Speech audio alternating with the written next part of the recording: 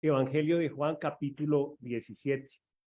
Este evangelio, pues, del discípulo amado, y ahí vamos a encontrar en el título de este capítulo, Jesús ora por sus discípulos, y vamos a ir leyendo unos versículos y más adelante vamos a ir explicando cada uno de ellos. En el 1 dice, estas cosas habló Jesús y levantando los ojos al cielo, dijo: Padre, la hora ha llegado, glorifica a tu Hijo, para que también tu Hijo te glorifique a ti. Y el 2, como le has dado potestad sobre toda carne, para que dé vida eterna a todos los que le diste. El 3, y esta es la vida eterna, que te conozcan a ti, el único Dios verdadero, y a Jesucristo, a quien has enviado. Vamos al versículo 8. Porque las palabras que me diste les he dado, y ellos las recibieron y han conocido verdaderamente que salí de ti y han creído que tú me enviaste. El 11. Y ya no estoy en el mundo, más, estos están en el mundo. Y yo voy a ti, Padre, Padre Santo, a los que me has dado, guárdalos en tu nombre para que sean uno, así como nosotros. El 14. Yo les he dado tu palabra y el mundo los aborreció, porque no son del mundo, como tampoco yo soy del mundo. El 17. Santifícalos en tu verdad, tu palabra es verdad. Como tú me enviaste al mundo, así yo los he enviado al mundo. El 21. Para que todos sean uno, como tú, oh Padre, en mí y yo en ti, que también ellos sean uno en nosotros, para que el mundo crea que tú me enviaste. El 22, la gloria que me diste, yo les he dado, para que sean uno, así como nosotros somos uno. 23, yo en ellos y tú en mí, para que sean perfectos en unidad, para que el mundo conozca que tú me enviaste y que los has amado a ellos como también a mí me has amado. Y el 26, y les he dado a conocer tu nombre y lo daré a conocer aún, para que el amor con que me has amado esté en ellos y yo en ellos. Esto es una oración que hace el Señor Jesús y estaba ya en preámbulos de ser apresado y llevado a cumplir con esa comisión que le tenía el Padre, que era tener que ir a una cruz, tener que ir a entregar su vida por cada uno de nosotros y que a través de ese sacrificio se pudiera dar lo que hoy tenemos nosotros, que es esa gracia y a través de ella la salvación. La Iglesia, a través del tiempo, en un principio, cuando se estableció la Iglesia, y estamos hablando en este momento históricamente antes de la muerte de nuestro Señor Jesucristo, porque Él está hablando a sus discípulos y está orándole al Padre y le está diciendo: Padre, yo quiero que tengas en cuenta muchas cosas que te estoy diciendo. Y aparte de eso, lo entiendo y escuché unos estudios de esto, Él le está haciendo un informe de lo que Él acaba de hacer aquí en la tierra, de lo que estaba haciendo Él aquí en la tierra. Y eso lo podemos encontrar aquí en el versículo 4. Dice: yo te he glorificado en la tierra, he acabado la obra que me diste que hiciese. Él le dijo: Señor, tú me encomendaste una tarea, me diste una misión y aquí estoy cumpliendo con ella. Quiero pasarte un informe, ¿sí? Quiero pasar un informe de lo que yo acabo de hacer aquí en la tierra, de lo que tú me encargaste. Voy a darte una rendición de cuentas, lo daríamos hoy como una rendición de cuentas, y es lo que el Señor a través de este capítulo le está diciendo al Padre. Él le está mostrando que Él vino, que Él cumplió, y le dice: yo te he glorificado, Señor, yo he hecho. Todo esto no es para que fuese yo reconocido, sino para que tú seas conocido aquí en la tierra a través de lo que yo hice. Y he acabado la obra que me diste qué, y si es él le está diciendo, aquí está mi informe de lo que tú me encomendaste y cómo lo hice. Y aparte de eso, entonces él también nos viene y nos habla de unos hombres, que ellos nos está hablando de ellos, ¿sí? ¿A qué hace referencia ese ellos, ¿sí? A los discípulos. A los discípulos. Y los discípulos, hoy hemos hablado durante todo el servicio de la iglesia. Y en ese momento los discípulos eran los encomendados de poder seguir con esa gran comisión de ir y llevar esas buenas nuevas de salvación. Viene esta oración del Señor Jesús en este momento, y esa oración iba a tener un resultado. ¿Y cuál iba a ser el resultado de esa oración y de ese informe que le estaba pasando al Padre en ese momento? ¿Sí? Que iba a haber una obra que él iba a terminar, ¿sí? Que ya lo que él le había encomendado, ya él hasta ese momento lo había cumplido. Sabemos más adelante que lo que le venía para él, que no era nada fácil, pero que él voluntariamente, conscientemente tomó el lugar de cada uno de nosotros para ir a la cruz, ¿sí? Y poder allí tomar el pecado de toda la humanidad y devolvernos a la relación y a la comunión con el Padre. Entonces él está clamando no solamente ahí por los discípulos, sino por todos los creyentes que hoy en día hay en la tierra y por todos los creyentes que han pasado. Y a partir de ahí él está diciendo, Padre, esta obra que estoy haciendo va a tener un producto, un resultado.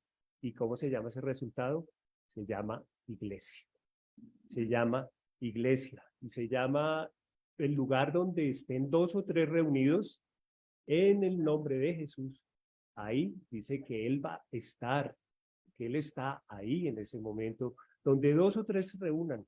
Gracias a Dios porque nos podemos reunir varios en un sitio específico, pero Él llega y le hace y le dice, Señor, Padre, yo quiero que donde esté, esto va a tener un resultado, y ese resultado es que van a haber unos creyentes, y esos creyentes se van a congregar y van a formar iglesias, iglesias, y es muy bonito. Las iglesias a través del tiempo pues han venido teniendo cambios. Les comentaba, a partir de cuando la Iglesia del Camino, pues sabemos que tuvo una persecución grande, ¿sí? Y durante toda la historia ha tenido unas persecuciones grandes. En el Imperio Romano también fue muy golpeada. Y la iglesia ha venido cambiando, la iglesia ha venido ajustándose muchas veces a lo que la sociedad quiere oír. Pero aquí en este mensaje, el Señor Jesús llega y nos dice que Él tiene unas recomendaciones para esa iglesia. Y esa iglesia entendámosla como cada uno de nosotros. El templo, y hago un paréntesis acá, el templo era el lugar donde se podía percibir esa gloria de Dios. ¿En dónde? Lo que nos hablaba Fernando era en el arca, ¿sí? Donde se manifestaba la gloria de Dios. Pero a partir de que viene el Señor Jesús y nos dice que nosotros somos esa iglesia, cada uno de nosotros somos esa iglesia, ¿sí? Somos el templo del Espíritu Santo, y no solamente el templo del Espíritu Santo, y lo decía Ricardo esta mañana, sino el templo ¿de quién? De Dios. Y eso está en la palabra y lo vamos a ver. Somos el templo de Dios. Entonces la invitación que nos está haciendo aquí el Señor Jesús es muy bueno que tengamos esos cambios, muy bueno que nos preocupemos también por la parte de la forma, pero más allá de la forma, tengan en cuenta estas recomendaciones que les estoy dejando yo a ustedes como iglesia, para que a través de ellas alcancen el propósito para lo cual se ha establecido la iglesia. Y que ese propósito sea poder nosotros seguir ese programa que Jesús elaboró para la iglesia. Cuando hablamos de iglesia, y hago la claridad, pues todos nos remitimos al capítulo 2 del libro de los Hechos. Al capítulo 2, que cuando dice que se empezó la obra de la iglesia, Pero yo me quiero devolver y me voy a centrar aquí en este capítulo 17, porque el Señor está ya haciendo, ¿cierto? Todo el preámbulo de lo que había de venir a través de la iglesia, a través de los creyentes, a través de que se siga ese mandato y esa recomendación que Él está haciendo para las congregaciones. Aquí vemos que en este capítulo, y yo los invito a que lo lean todos cuando tengan el tiempo, lean todo el capítulo, es hermosísimo, tiene un contenido que no me lo imaginé nunca, que tuviera tanto contenido este capítulo como toda la Biblia, porque toda la Biblia tiene un contenido hermosísimo, riquísimo, pero este capítulo es un capítulo que el Señor Jesús nos está mostrando y nos está diciendo, hagan esto, ¿sí? Y háganlo, ¿por qué? Porque es lo que más les conviene, porque es lo que quiero yo, que para ustedes, primero como personas y como congregaciones, les conviene y que va a ser lo que de verdad les va a dar a ustedes ese crecimiento, esa madurez, a través de que, a través del conocimiento y a través de poder nosotros cumplir con su palabra. Entonces aquí vemos que ese propósito que tiene Jesús aquí en esta lectura, ese propósito que tiene Jesús y la determinación con la que Él llega y le dice, Padre, ¿sí? Estas cosas habló, ahí como comienza el capítulo, estas cosas habló Jesús, levantando los ojos al cielo, dijo, Padre, ¿sí? Padre, la hora ha llegado, la hora ha llegado, Él sabía lo que le esperaba, pero también le dijo, Padre, llegó la hora de dar, y me permiten el término, dar el paso, ¿sí? A donde tengo que ir, pero quiero darte ese informe y quiero dejar unas recomendaciones para que las tengas en cuenta también para ellos, no solo para mí, ni para los discípulos solamente, sino para toda la iglesia y para todos los creyentes. ¿Y cuál es el compromiso que debo tener yo también frente a esto que el Señor Jesús me está diciendo? ¿Cuál es el compromiso? ¿Cuál debe ser mi posición y mi disposición para atender a estas recomendaciones que el Señor Jesús me está haciendo? Entonces, para comenzar, es poder también aclarar que la historia no es un accidente ni es una casualidad. La historia estaba concebida, dice, desde antes de la fundación del mundo también, que no es casual, que no es porque los judíos no lo recibieron, entonces, ay no, el plan B, venga, hagamos una iglesia para que se reúnan aquí los creyentes, los que van a creer. No, eso no es así, el Señor Jesús y Dios, porque enfoquémonos en Dios como una Trinidad, enfoquémonos en Dios como Padre, Hijo y Espíritu Santo, y vamos a estar tocando eso porque es muy bonito, porque cada uno hace parte de esa Trinidad, pero dice que son uno, son uno, son uno, son uno. Entonces, es poder ver que el Señor desde el principio tenía en su mente y en su diseño la iglesia. Les pido acompáñenme a la carta a los Efesios, capítulo 1, versículo 4, por favor. Efesios 1, 4. Y ahí vamos a encontrar qué es lo que nos dice el Señor. Según nos escogió Él antes de la fundación del mundo, para que fuésemos santos y sin mancha delante de Él. Él quiere, ¿cómo quiere que sea su iglesia? ¿Qué es lo que nos dice? ¿Cierto? Apartados y sin mancha. Entonces, que tengamos claro que la iglesia es una concepción que el Señor tenía desde antes, y nos lo dice ahí el apóstol Pablo a través de ese texto, ¿sí? Y que ha sido un propósito eterno por parte de Dios también, el que hubiese una iglesia. A partir de que viene la iglesia, ¿sí? Entonces también encontramos nosotros que viene una obra, la obra de nuestro Señor Jesucristo, que la recordábamos hoy en la cruz. Y esa obra, Él vino y tomó ese lugar. Eso era algo que también había diseñado el Padre para la humanidad. hay que restablecer esa relación y esa comunión con la humanidad. ¿Y cómo vamos a hacer devolver la relación y la comunión a la humanidad, al hombre conmigo? ¿Cómo podemos volver a tener esa cercanía? ¿A través de qué? A través de un Redentor, de un Salvador, que ¿quién es? Nuestro Señor Jesucristo. Él tenía que estar ahí porque es el único que podía tomar ese lugar para devolvernos a nosotros esa relación. Y cuando Él nos da esa oportunidad de tener nuevamente la relación y la comunión, eso es un regalo que nos está dando Dios a cada uno de nosotros, que lo llamamos gracia.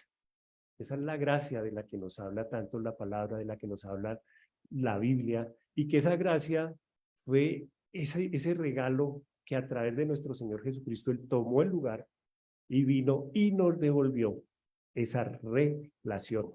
Ahí mismo en el libro en el Evangelio de Juan, capítulo 1, versículo 14, por favor.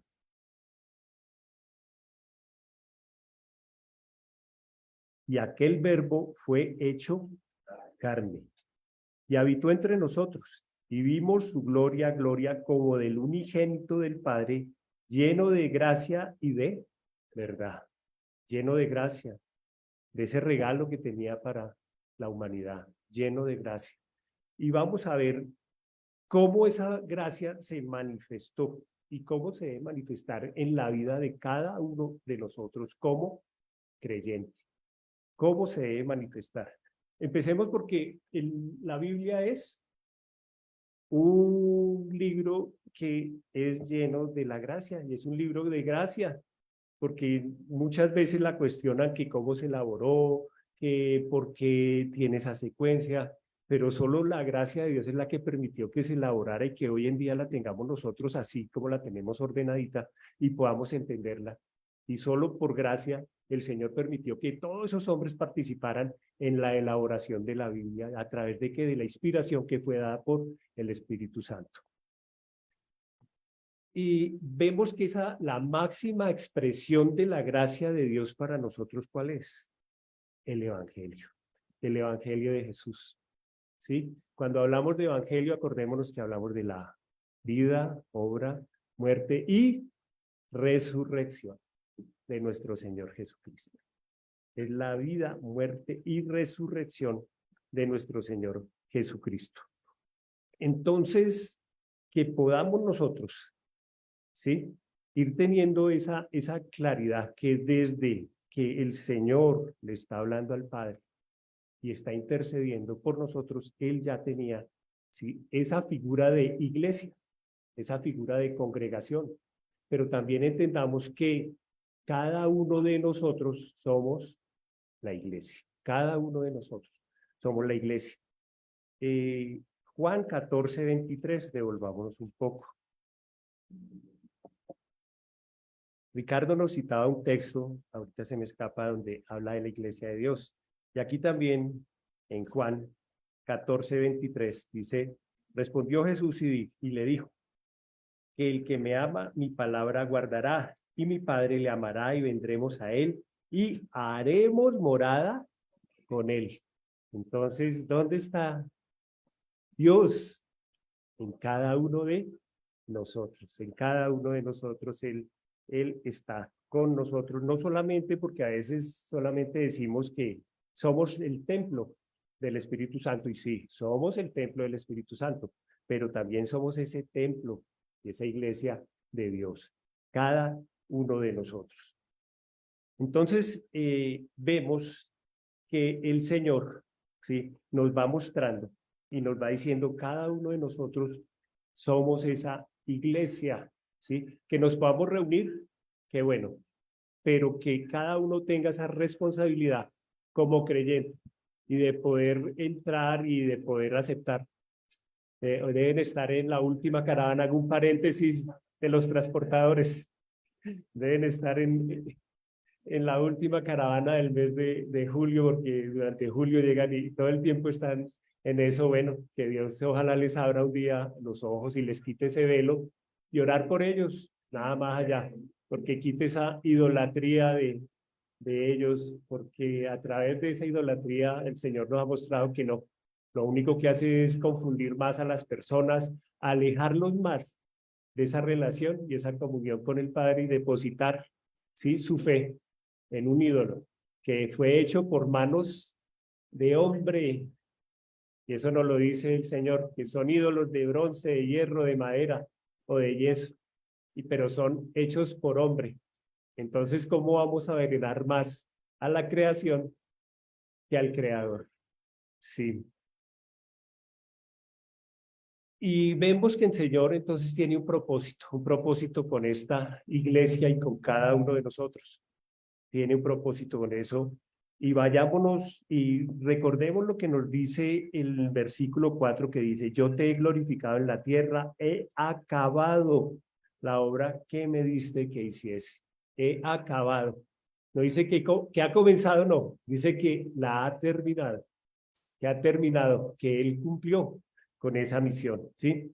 ¿Y cómo él cumplió con esa obra? ¿A través de qué? A través de ir a la cruz, a través de morir y a través de la resurrección. Y eso nos trajo a nosotros, ¿cierto?, una justificación. Si el Señor no resucita, no había justificación, no había redención. Eso es lo que nos permite a nosotros tener esa justificación.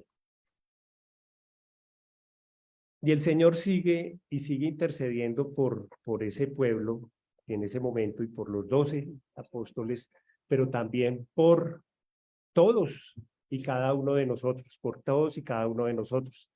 Y en el versículo 3, y él viene y nos dice que, y esta es la vida eterna, que te conozcan a ti, el único Dios verdadero, y a Jesucristo, a quien has enviado.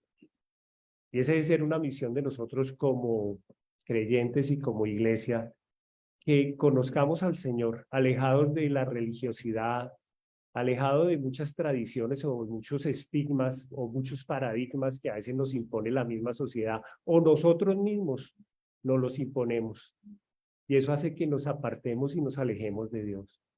Y Él nos está invitando acá que nosotros, sí, como creyentes, demos ese paso y nos alejemos de todos esos prejuicios a veces también que tenemos y podamos hacer de la iglesia esa iglesia nueva, esa iglesia que se preocupe solamente por tener esa relación, esa comunión con el Padre. Y que eso nos lleva a glorificarlo y a exaltarlo a Él, a crecer a nosotros, a madurar en cada una de las áreas de la vida donde necesitamos esa maduración. Entonces, Él nos está haciendo esta invitación. También nos habla en el versículo 8, por favor. Dice, porque las palabras que me diste les he dado, y ellos las recibieron y han conocido verdaderamente que salí de ti y han creído que tú me enviaste. Señor, yo no me guardé nada. Yo vi todo lo que tú me dijiste. Ellos y me parece tan bonito lo que hace el Señor Jesús, que dice, porque las palabras que me diste, no es lo que vine y les enseñé. No, Él no está hablando ni siquiera en primera persona, sino, Señor, mira, lo que tú me dijiste que yo viniera a hacer, yo lo estoy haciendo.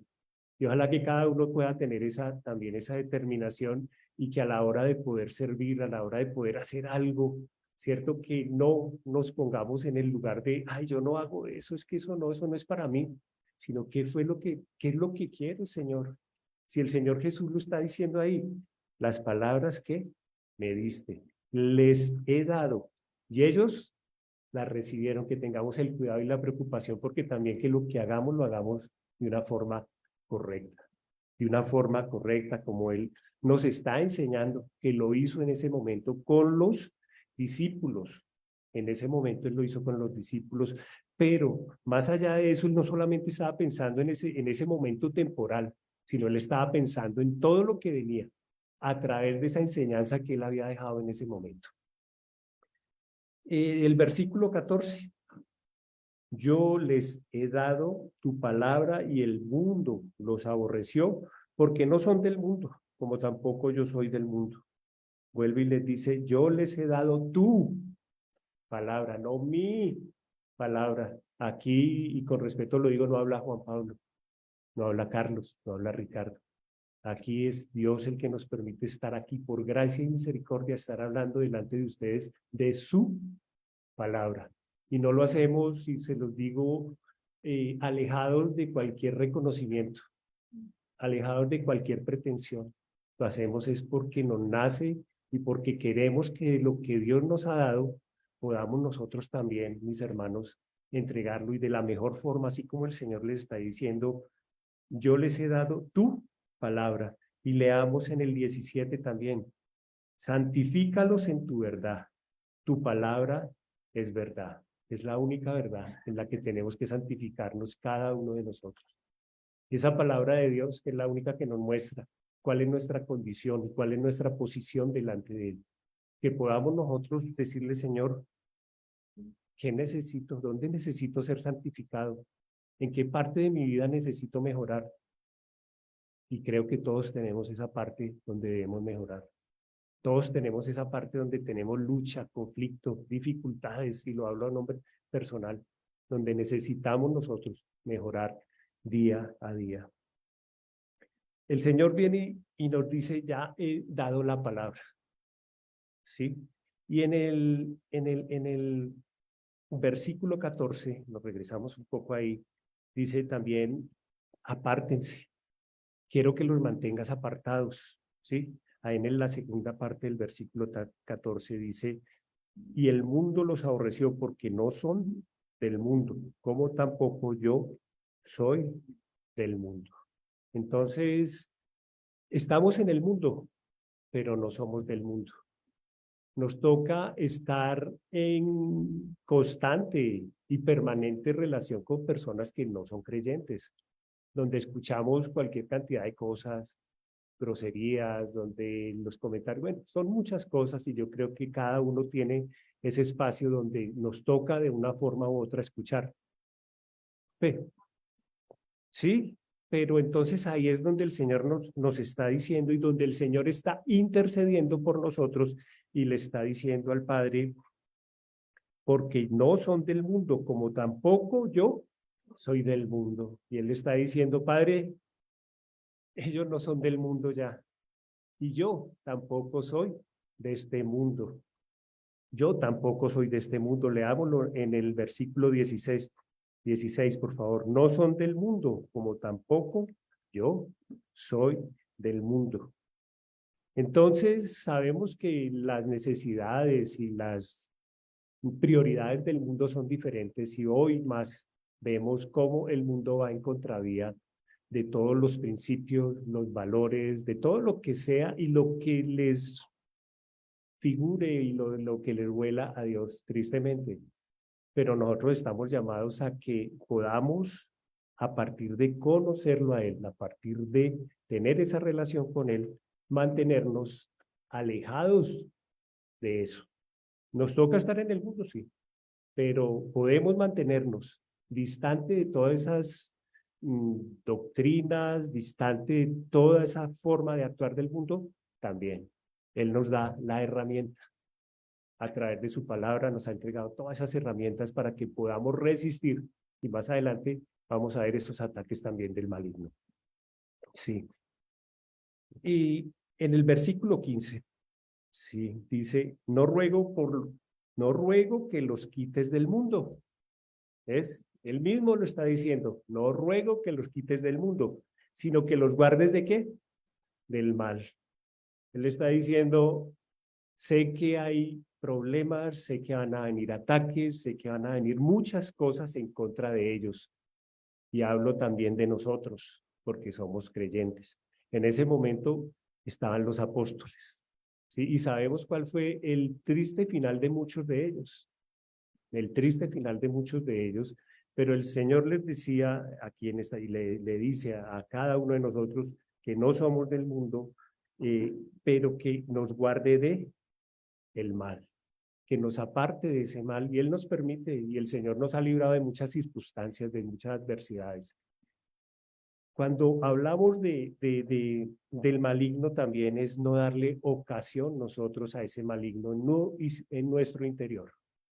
Nosotros mismos nos encargamos muchas veces de generar comentarios, de crear divisiones, de hacer cosas que no están bien delante de Dios y que sabemos que no van en beneficio ni en pro de la otra persona ni de una congregación.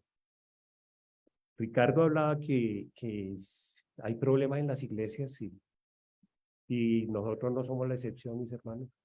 No somos, todos somos diferentes, todos somos únicos. El Señor a todos nos creó únicos, pero Él nos llama a tener esa unidad, y esa identidad es en Él, en Cristo, en Dios.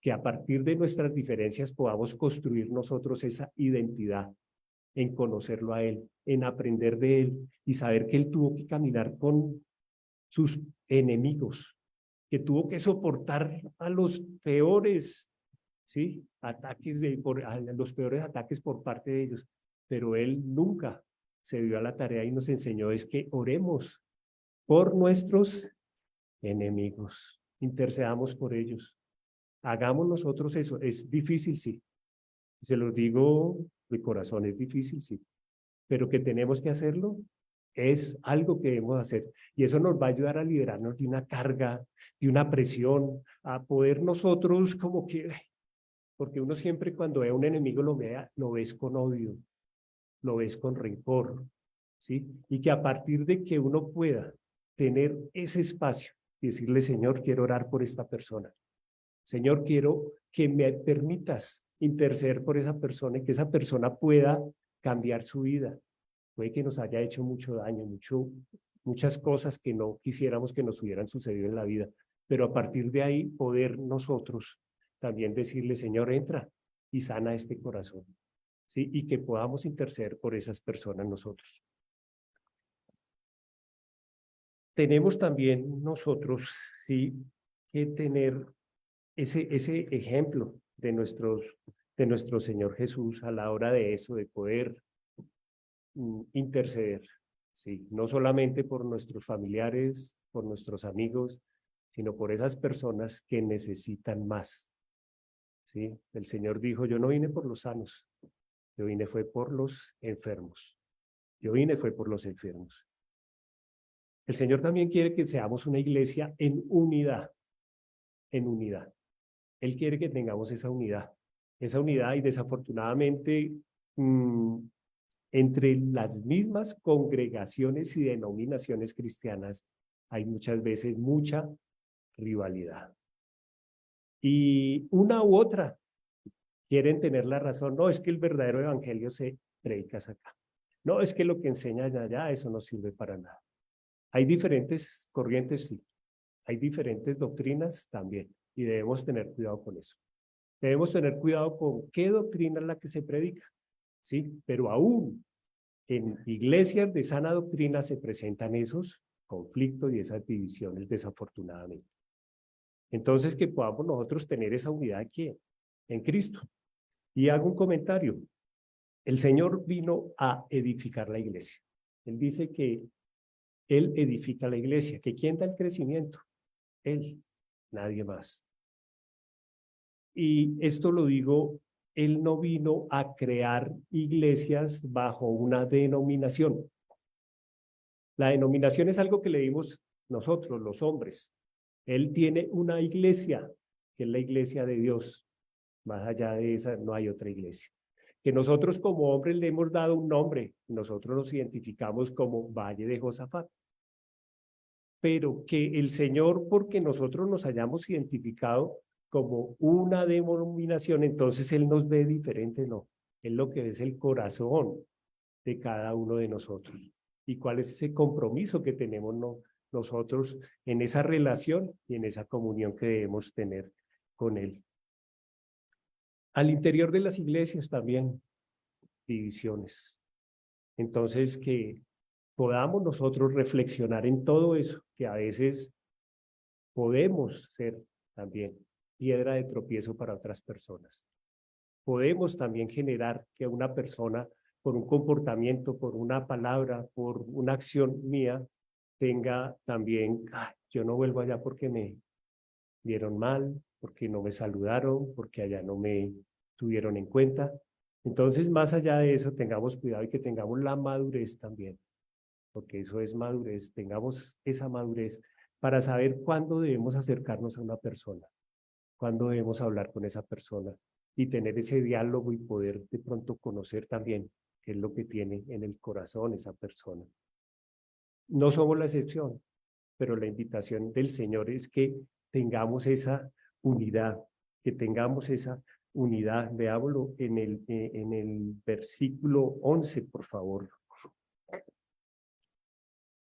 Y ya no estoy en el mundo, mas estos están en el mundo. Y yo voy a ti, Padre, a ti, Padre Santo, a los que me has dado, guárdalos en tu nombre, para que sean uno, así como nosotros somos uno.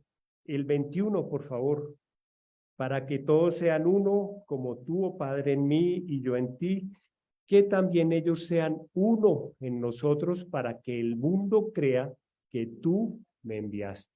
Que tengamos nosotros esa unidad. Y el 22, la gloria que me diste, yo les he dado, para que sean uno, así como nosotros somos uno. Creo que él es reiterativo en que tengamos esa unidad y que nos identifiquemos con él.